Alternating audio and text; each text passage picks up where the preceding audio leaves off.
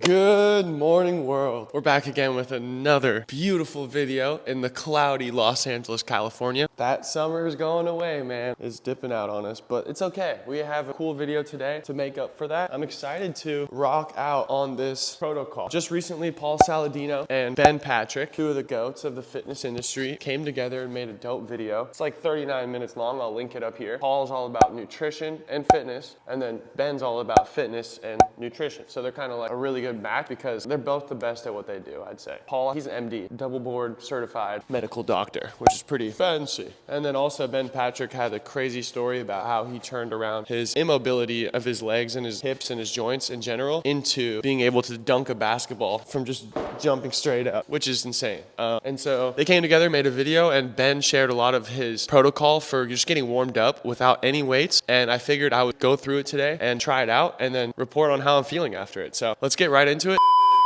The first thing on the list of the thing that they do is a 5-minute backwards walk. You can do this outside, you can do this on a hill, on a treadmill, whatever one feels more comfortable to you. And yeah, just get into it, 5 minutes. He talks a lot about in the video about how this completely heals your falling motions as you get older. It's very common as an old person to fall down and get hurt. But if you have this strength that he explains in the video, when you're in this state right here of the backwards walk is the same as when you're falling. And if you strengthen it by walking backwards, you can become bulletproof. As we get older, as we start to age, you will not be falling as hard. This is really important. All right, next one on the list here. This is gonna be the tibialis raise, the second movement in the progression. What you wanna do for this one is just get up against any kind of wall. Closer in, the easier. And the whole point of this one is to activate this muscle, which is the first line of defense in your foot, ankle, knee, and shin pain. And it actually wraps all the way around here, which I did not know, into your inside of your foot. So it's very interesting. It starts here, curls up. Let me flex mine. You can see it a little bit.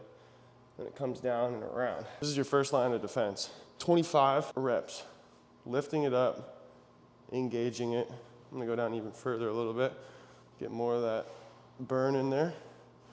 And 25 of these should suffice for a good activation, and you should be able to do 25 as the standard. When it hits, this is actually the first line of defense. When you're taking a step, running, pushing off anything, falling, this is gonna be the muscle that will help you the most in negating that pain or that extra fall. So really good one. Next one we'll do is the FHL calf raise. This one's great. You just wanna get your body straight as possible on the wall. From here, just lift up 25 on your calves. If it's too hard, you can come in more. Just hit it like that. Further out you go, the harder it gets. And then if you wanna do an extra progression on this one, you can always wrap your foot around and hit the single legs. Next one we're doing, good old ATG split squat. Now the ATG stands for ass to grass. Funny enough, right? So what you wanna do is bring your legs all the way up onto the bench here, get your leg back as far as possible, and really get those knees over the toes. This is where his big mantra comes into play. And then you also wanna keep your chest upward, and you wanna hold this position for 20 seconds at least. 30 seconds is the recommended, but 20 seconds should be just fine. A lot of stretching out here, a lot of opening up in the hips. The leg is gonna be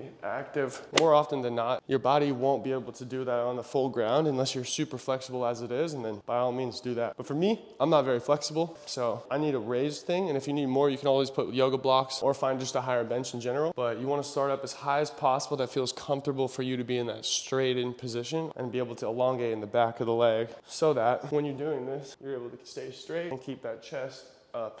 These are called the seated good mornings. You can do this at a very light weight. I'm literally gonna do 10 pounds each. And the main thing for this is to activate and strengthen these inner thigh muscles that usually never get worked as we're always sitting all day, sitting on the couch, laying down. You're never really getting that activation that you need to actually progress in your inner thigh muscles, which help with a lot of things when you're trying to work on mobility, agility, and longevity in general. So the main thing that I have to work on is keeping my back arched, because as I go down to pick these up, you'll notice my back naturally wants to start, and that is not the protocol. The protocol is to keep your back completely arched and be able to go all the way down and open up. I'm not there yet. I'm not at that point where I can actually do it fully in the right way. So I lose my form a little bit as I go down, all the way down and lift all the way up. And you'll see mine right there, right when I get to that certain point, my back starts to arch and I lose that perfect form and that optimal stance. And that's because these inner thigh muscles aren't strong enough to hold it yet. So how to strengthen that is just to bring your hands like and knees like this. You just want to lift up. Drop it back down. With the seated split squat, you want to get around 15 reps. Next thing we're going to do is one of my favorites in the protocol. The term for these is called the 90-90s because essentially both your legs are in a 90-degree position. When you get strong enough, which I'm not, you'll be able to start leaning over into this 90-degree position and then do push-ups with your back engaged. Now, I'm so leaned over because of my hips. They're not mobile in that way yet, so eventually I'll get to that. But for now, you can just go like this and then rotate yourself over. Make sure you keep that 90-degree bend in both legs. Here's the all fours alternate leg. Now, in the video, Ben is able to go straight up. I cannot do that, so I'm gonna lean back and just pedal these out. Similar to the stretch that me and Spencer do a lot while we warm up in our dog pound videos. And this right here, eventually the progression is to become out here and have the full leg locked straight and then your body completely down. This is a very revealing one for myself in general. Yeah, that just as a sign of having really tight hamstrings, which I do. You can see here, they're probably unreasonably tight for no reason. It doesn't make sense really. So they're just like always locked in as far as you can inwards. Do 15 reps. All right, this next one is fun, man. If you're feeling fragile or you're feeling like your joints already have pain and you came across my video, then I would actually, just like Ben recommends, use your actual couch. Don't cheat this. Don't try to hurt yourself or overextend yourself, but this is a really good one for opening up these hip flexors in general. Now, what you wanna do is come down, get your left or right leg up into straight up and down position, your other leg forward, and then you just wanna lean back with that chest up and really feel this engaging of the hip flexor. It is pretty intense at the start if you've never done it before, so just be gentle with yourself. You can bring your front knee or your back knee forward if you need to, and then over time you want to be able to flex your glutes inwards this way to really engage it more. Next one on the list is a little funky looking, but man does it help. This is called the pullovers. You can do this with any kind of small weight. I'll just do it with a 10. Hang down with your butt, bring it up and over.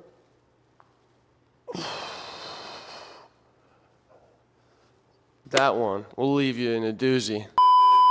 We've made it to the final progression of the zero protocol because it's basically zero weight. For this one, you want to keep one leg straight, other leg at 90 degrees, arm right on that top part of it, and then you just want to work on externally rotating. This movement right here is one of the most effective ways to really open up those shoulders, help with that shoulder mobility, also strengthen that external rotator that barely gets worked. This is a great one to help you get that mobility back and stay healthy. Now I'm only doing 5 pounds, but it's all good no matter where you start. And what a burn this has, man. I feel that right in the external rotation. It's such a good burn.